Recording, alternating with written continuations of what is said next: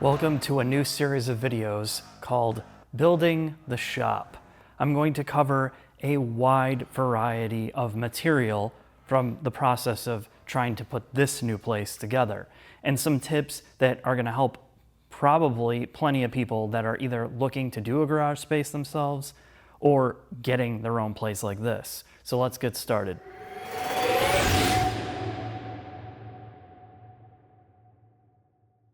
Now that I have 99% of everything complete here, in retrospect, I can go back and think about, well, what could I have done differently? What would I change? The bottom line is I had to choose a facility or a place that was, one, not only affordable, but it had a whole bunch of check boxes that I needed versus wanted.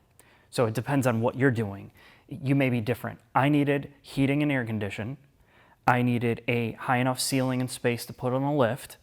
I needed storage, running water, an office space, all this stuff to centralize all my gear, all my equipment, so I could go in one place, have everything I needed.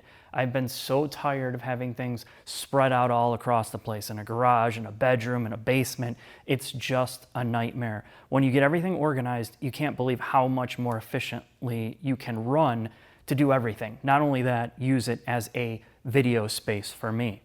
Now, if you're choosing to do a garage space or you're thinking about setting one up, let's go into some of the tips that I can give you right off the bat before we start all of this.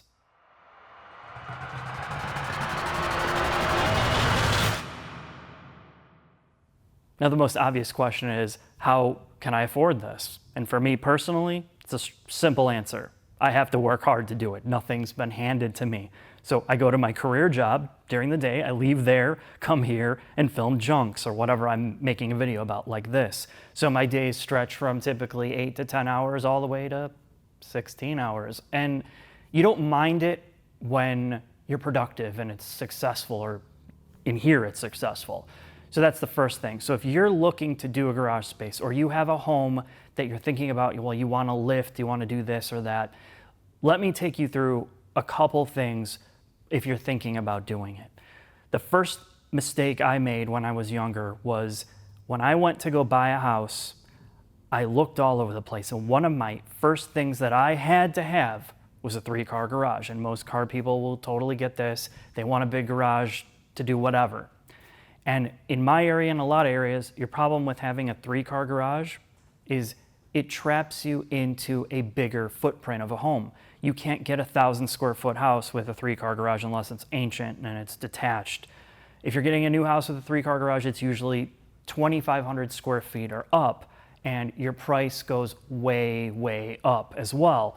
And that's what I did. I had to have the 3-car garage, got a house I didn't really need all the space, and it cost me a lot more money. If I would have known that I could have just leased a space like this to put in the lift, have my business, all my toys, tools, whatever you want to call it, I could have afforded a smaller house, been on the hook for a lot less money there, and then leased this out, and it would have been a much better proposition. Because when you take a residential property like your standard house and you try to convert it into a garage space, a utility space, it just doesn't work, and it can be very costly to convert that into the type of space that you want that's more designed for commercial. So I'm going to talk about that more going forward as well. But let's cover the main thing in this video. That is trying to find a place to begin with.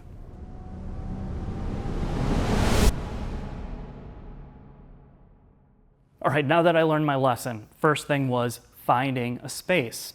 And when you're looking at commercial properties, industrial properties, it's not something you're going to find on Zillow or Realtor.com. You have to either use a realtor, know somebody, or search industrial property sites, because these are zoned differently. And they're zoned for different things. For me, hey, I'm not doing manufacturing, I'm not doing chemicals or food, so it's very easy. So I looked all over, and I wound up talking to Tom, who was in the Subaru video, and he has a space just like this, except he uses it for storage.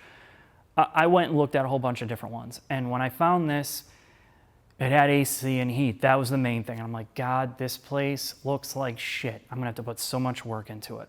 And you look at it, and somebody said, you know, it's a blank canvas. You know, you could really make this work. And you have to start thinking about how much work am I gonna have to do and how much money is it?